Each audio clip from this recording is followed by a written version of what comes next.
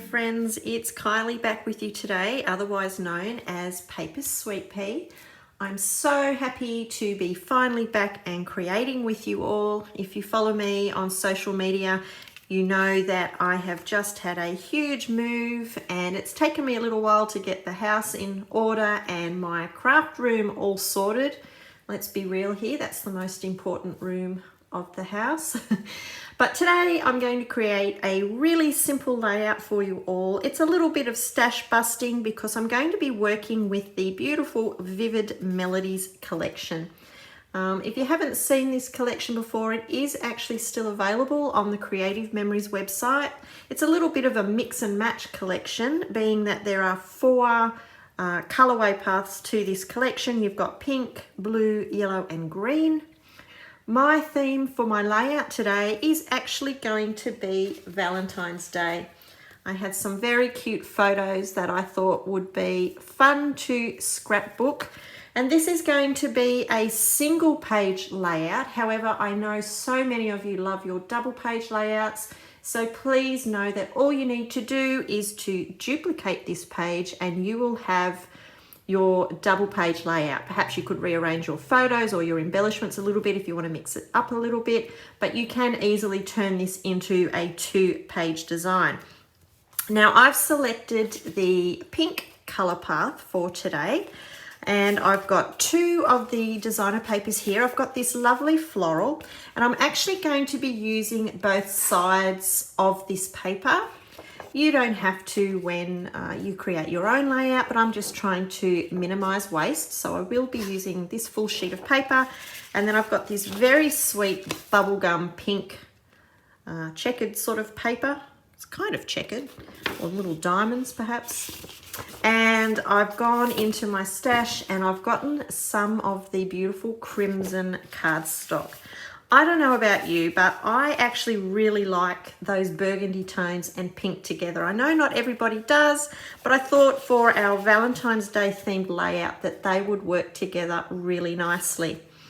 And I've got my embellishments here. I'm really sorry for the glare of the plastic, but these are the pink and the green embellishments from the Vivid Melodies collection. You can see there's some really cool applicable embellishments that I can perhaps use for today. We've got the little hearts and the love sign there.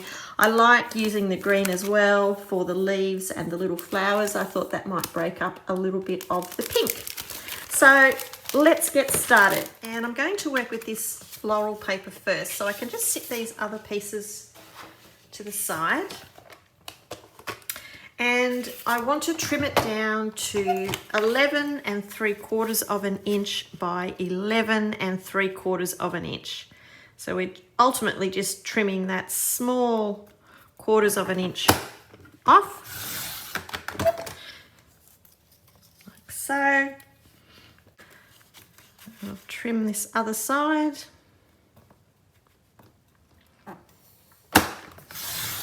Okay, so we have our 11 3/4 of an inch by 11 3/4 of an inch square. I really just wanted to have a very fine edge border around the very outside with our cardstock, which that will give us. You can see that's just a nice little thin edge. All right, so the next thing we need to do, I'm just going to remove that cardstock for now. I want to cut a frame from this floral paper. So ultimately I'm removing a center square from this paper.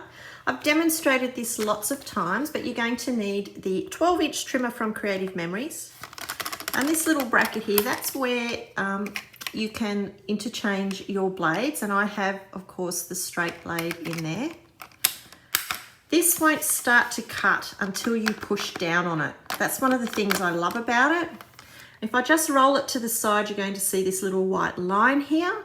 It measures 1 inch from the top to that white line. So that's going to help us in lining up our paper. And what I'm going to do is just open up that arm and I've aligned the side of my paper to 1 inch. And I know this isn't going to cut until I push down. So what I can do is just bring down the blade housing unit until the top edge is in line with the top of my paper there. And I can push down and I know that I'm going to be cutting 1 inch down from the top. And it's very important that I stop when this gets to the bottom of my paper and it's aligned here to the bottom edge. Okay, so I'll just show you in case I'm not making any sense. It's easier sometimes to watch. So I'm just going to bring that down and I can push down and cut, and I'm going to stop when that blade housing unit is aligned to the bottom edge of the paper. And I can show you that it's begun cutting our frame. You can see that we've kept a perfect inch measurement top and bottom, and our frame's going to be 1 inch wide. So all we need to do is keep rotating. And because of that white line on the side of our blade, we can easily align where we've made our previous cut. I'll just make sure that's nice and even. Bring that down and I can cut, and making sure that I stop before I get to the very bottom. So we're just going to keep rotating.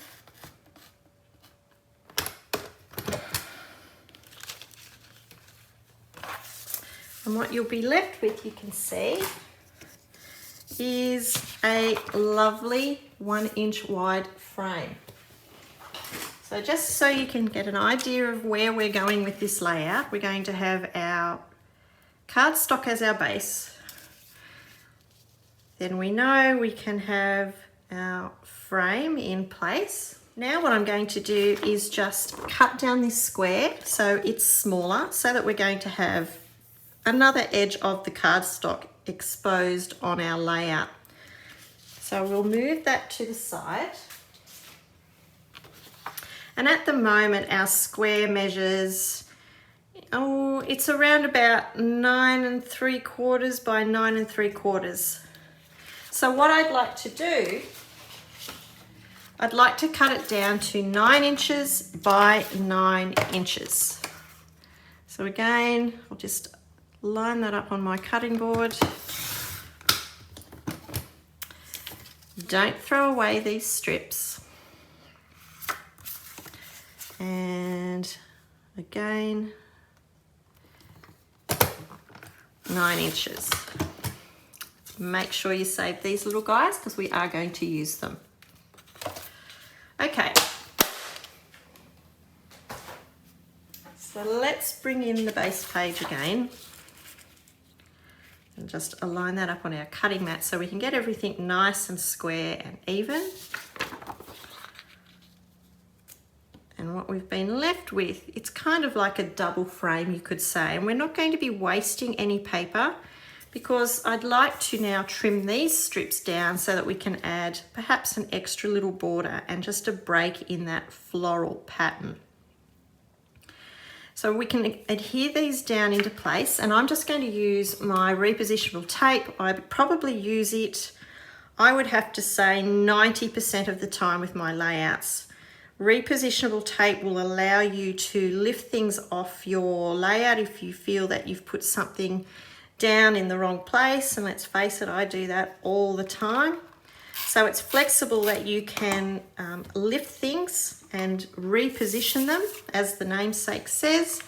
But the beauty about it, and what a lot of people don't know, is over time, the repositionable tape turns into a much more permanent adhesive. So once you know you're happy and everything's in place, don't think that they're going to lift up and out of the way, because the repositionable tape will in fact become more permanent. Fun little fact. So I'm just going around and adhering that frame into place, like so. And I'm just going to make sure it's all even on my 12 by 12 mat, because I love to make sure that, you know, I use these measurements top and bottom on my cutting mat to make sure that everything's square. Just make sure that you've got, you know, an evenly spaced frame around your page, and then you can stick that down into place. And again, just with my repositionable tape, I'd love to know how much of this stuff I go through in a year. I shudder to think. I should do a count. I love it though. Oh, I'm out. So we could just interchange that. That's the beauty of the repositionable tape. You can just buy the refills. You don't need to keep buying the actual unit that it sits in.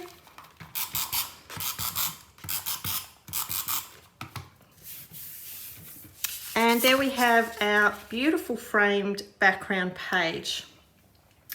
Now I'm going to bring back in my little strips that we had.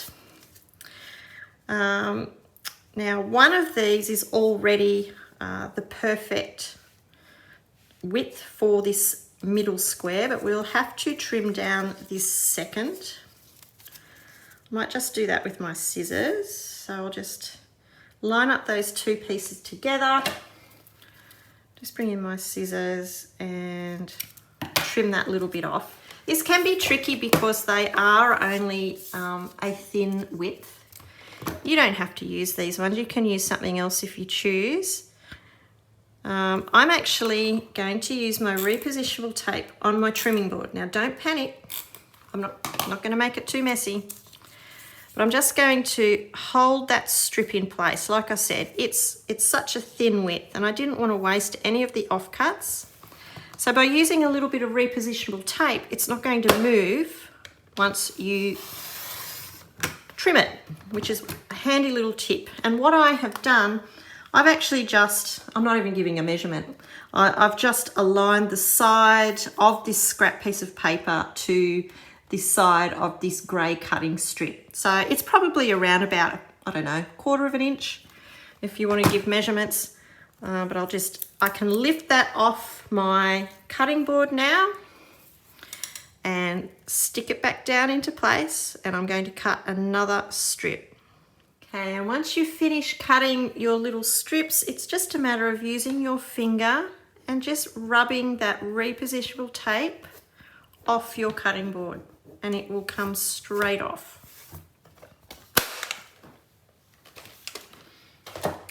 Okay, so I'll bring back in my background. And again, as I said, if you don't want to use those little strips that you had, you can use any color or any paper you like. I'm just trying to conserve my paper, but I'm going to flip those little strips over, and I'm just going to create another little mini border around that square with these darker sides from these little strips. And I'm probably again going, you know, just a few millimeters from the side for each strip, like so. So we can, once you're happy, you can stick these guys down.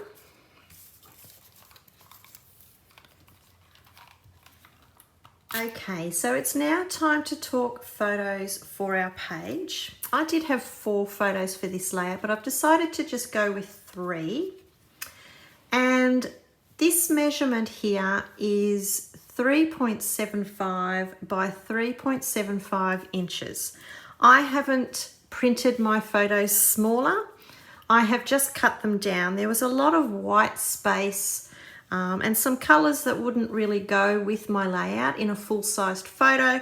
So that's why I have cut them down to size. Now you could position these so that they are in, you know, your perfect grid format if you like. I think I'm going to actually have mine a little bit overlapping there in the center. And I mentioned there at the start, I've got this beautiful bubblegum pink paper. I still want to incorporate this into my layout. I was going to create another square for the center, but I think that's going to be too much. So I'm actually going to mat these photos with this bubblegum pink paper. Now, if my photos are 3.75 by 3.75, then I know I need to trim down the mats from this paper to be 4 inches by 4 inches. So we're going to need 3 of those. And we're only going to need that one cut off the paper, so we can use that paper for another project.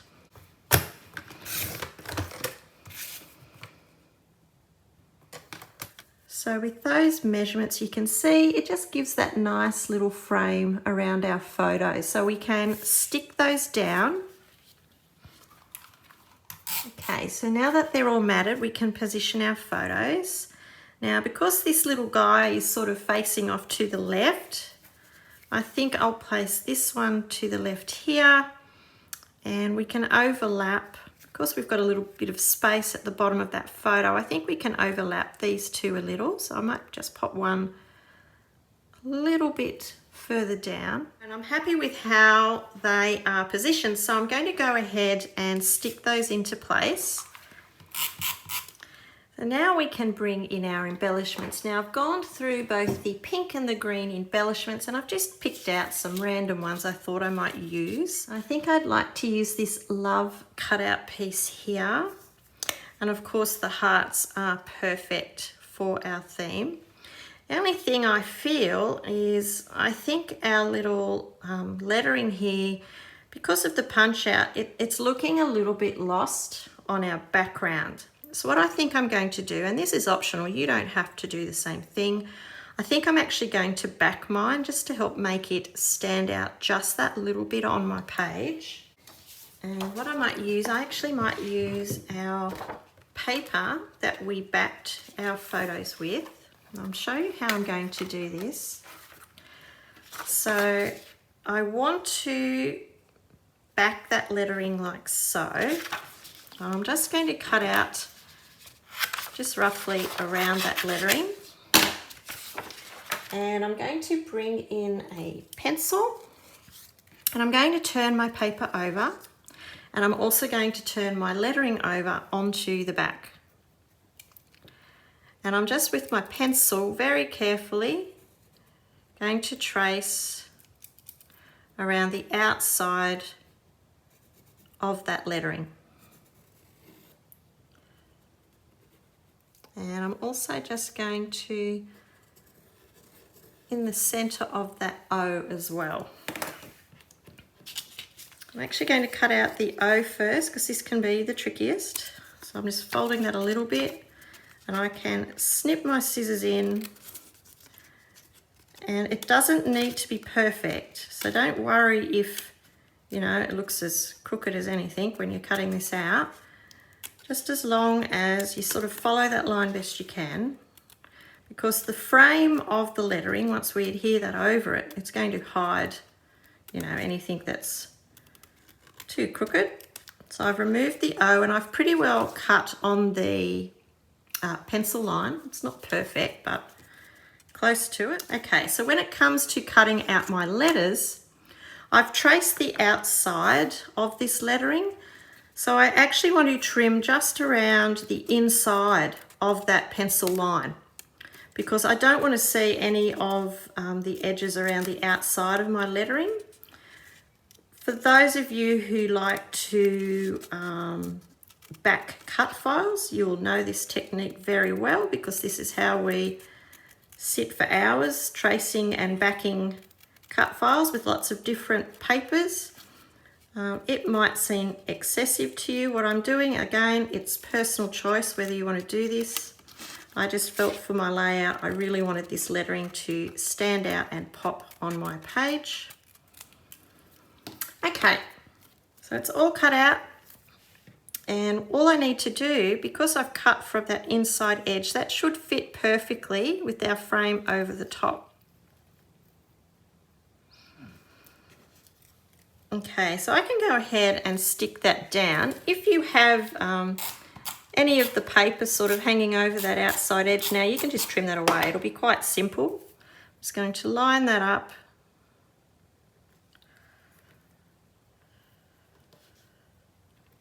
And it's pretty good, really. I've just got a little bit there with my V that I can trim away. And my L's a little bit wonky there. Okay, I think that's going to be much better. And you can see just by backing that, it's not as lost on my page. So we can start bringing in some other embellishments. And I think I'm going to add some large flowers up here. We'll have a contrast of colour. And I can add some green leaves. Like so, and I've taken these leaves from both the pink and the green embellishment pack. Maybe that needs to come up more. And we can paste just some smaller ones there at the top.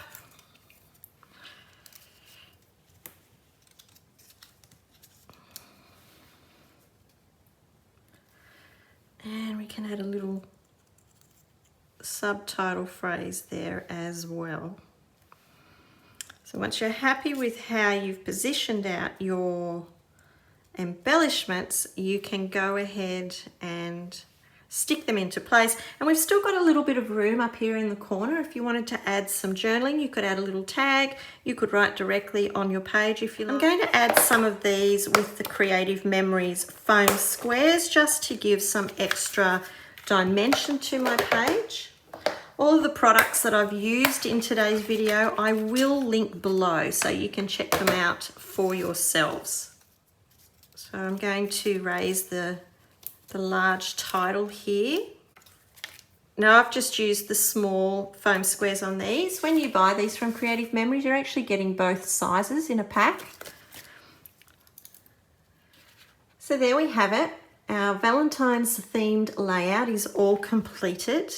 As I mentioned, this would be quite easy to turn into a double page layout. You just need to create a second page exactly the same, and perhaps you can reconfigure how you'd like your photos to work. You can replace some of the embellishments with some journaling if you prefer, but it would be very simple to have this as a double page layout as well. And I really hope you've enjoyed seeing that come together. And before you go, I have one more special item to share with you.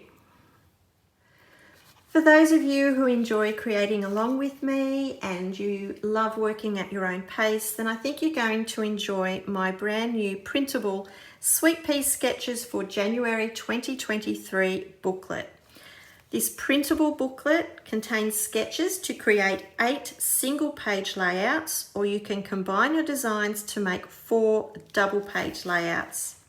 Now, whilst my sketches don't come with step-by-step instructions, they do feature all of the measurements you will need, and I have also created a sample page using my sketch.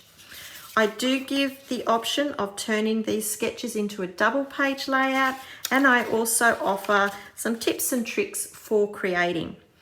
Now with my sample pages, I have used the brand new Tropic Time collection from Creative Memories, but please know you can use any collection that you like.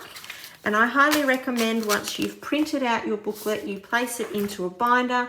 That way you can use these sketches time and time again to fill up your albums. Now, when you go to my personal website, which I'm going to link below this video, you will see that there are 2 options for purchasing this booklet.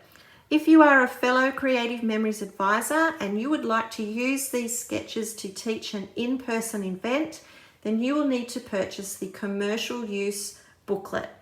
If you are just going to be using my sketches for your own albums, then you can purchase the personal use booklet. Either way, I hope you enjoy it and I hope you have lots of fun scrapping. Thanks for being with me today. See you next time. Bye.